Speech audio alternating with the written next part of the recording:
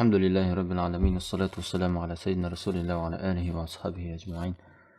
السلام عليكم бауырлар. Иншалла, Алла Тағаланың қалауымен бүгіннен бастап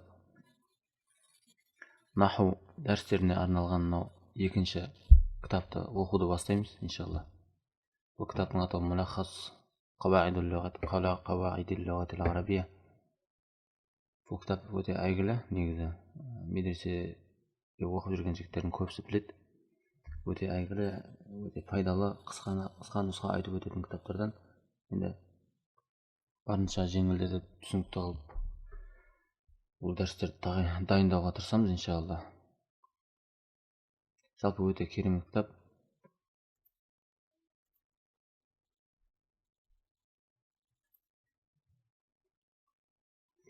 Мына жерде нелер берілген, мазмұны. Бұл кітапта сарф та бар, наху да бар.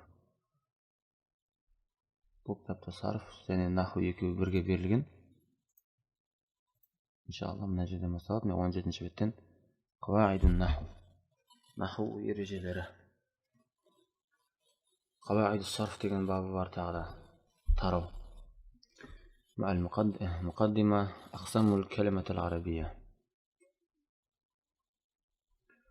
Иншалла, бастайық. Бисмиллахир-рахманир-рахим. Ан-наху қаваидун ю'рафу биха вазифату кулли калиматин дахил джумла ва дабту авахирил калимат ва кайфияту i'рабиха.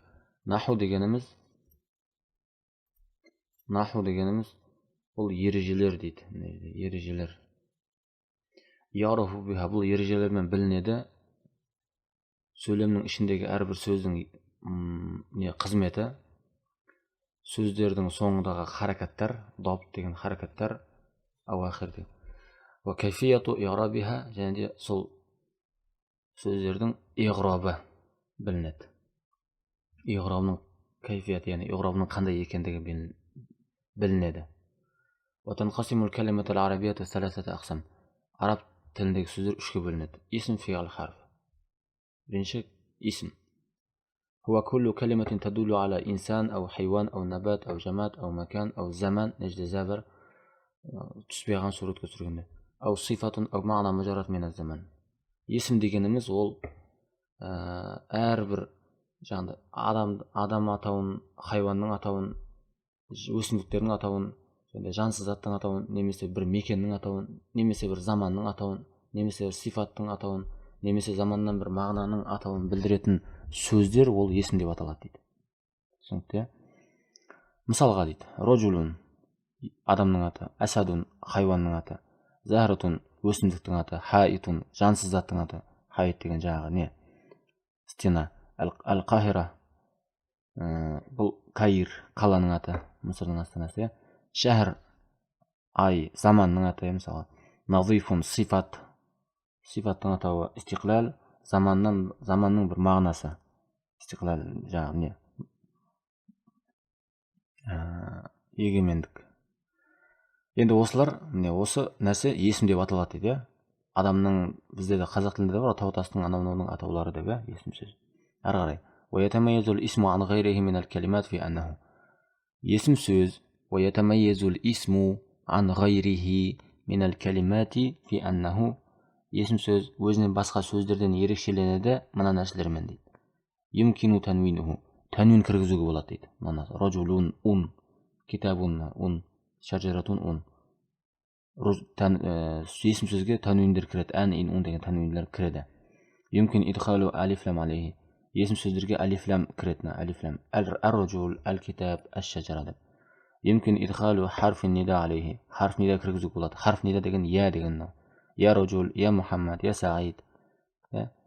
Юмкин жарруху би хуруфил жар ва ауил идафа. Есім сөздерді жар қылып келтіруге болады, немесе идафа ретінде келтіруге болады дейді.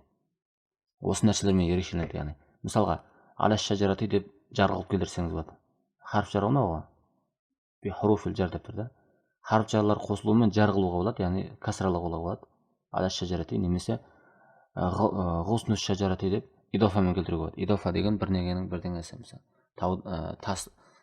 Талдың бұтағы, мешіттің имамы, Мұхаммедтің кітабы деген сияқты.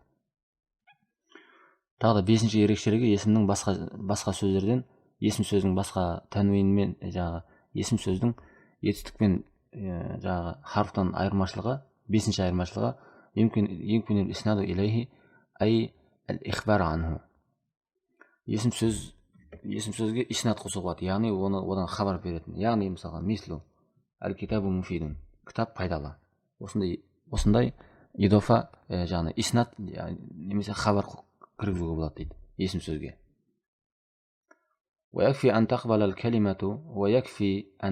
الكلمة علامة واحدة أو أكثر من هذه العلامات لتكون اسما. енді осы жерде сөздің есім сөз болып келуі үшін осы бес түрлі айтылған осы жаңағы белгілер ғой енді. Бес түрлі белгі бар, солардың хотя бы біреуін қабылдайтын болса сөз, ол есім деп аталады дейді. Яғни мысалы тәнвин кірсе есім, хотя бы мына жақтағы кірсе есім дейді. Әрі қарай фиғл деген هو كل كلمة تدل على حدوث شيء في زمان خاص. Белгілі бір заманда белгілі бір іс әрекеттің орындалуын білдіретін сөз, ол есім деп аталады. Мысалға кәтаба яжри исма, жазды, жүгіріп бара жатыр, тыңда. Белгілі бір заманды білдіреді ғой. Етістік мына төрт түрлі белгімен ерекшеленеді. Етістіктің мына төрт түрлі белгісі бар. Бірінші тәуіл фаил қосылуы, иттисалу тәуіл фаил. Иттисал қосылу. Мислу кәтабту шакарта. Мен жаздым, сен шүкіршілік еттің. Мен сен деп тұр оны. Істеушіні білдіріп тұрды, екеуінде де. Сондай тәуіл фаил деп аталады. Осы қосылса, ол есімді, етістік. Иттисалу тә'нис. Тә'нис деген бар, әйел деген білдіретін тәд бар, сукунду та, сосын тәктуб. Ол әйел жазып деген тәктуб болады, сол тә'нис деп аталады. Осындай тә'нис сөзге қосылса, ол сөз етістік. Үшіншіден яул мухатаба, иттисалу яул мухатаба. Яул мухатаба қосылатын болса сөзге, ол етістік. Мысалға тәктубина, әйелге қалай айтасыз, тәктубина дейсіз. Әйелге қалай бұйрық бересіз, ушкури деп бересіз. Иқраи, уктуби. Сондай и тәктубина дегенде де и, нақтыда и, сондай и яул мухатаба аталады. Сол қосылған кезде ол етістіктің белгісі болады. Иттисалу бинуну тәукид, нуну тәукид күшейтпелі түрде келген нунның қосылуы, ол да бір етістіктің белгісі. Лайктубанна, ушкуранна. Енді ары қарай.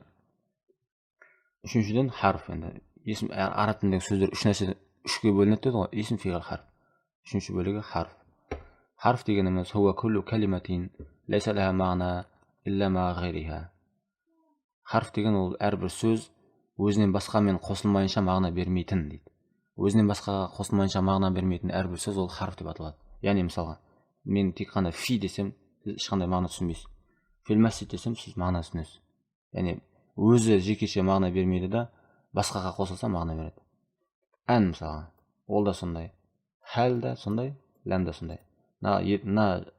Жұрнақ жалғауларды өзінен басқа бір сөзге қоспасаңыз, ләм яктуб деп мысалға, хәл кәтәбтә деп та, басқа сөзге қоспасаңыз жеке өзі мағына бермейді ғой. Осындай жеке өзі мағына бермейтін, басқа сөзге қосылған кезде ғана мағына беретін сөздерді араб тілінде харф деп атайды. Иншалла түсінікті болған шығар деп ойлаймын. Алла тағала баршаңызға жеңілдік берсін, түсініп осыны оқуда. Түсінбеген жерлеріңізді сұрай жатарсыздар. Ва ахиру дағуана анил хамдулиллахи раббил аламин.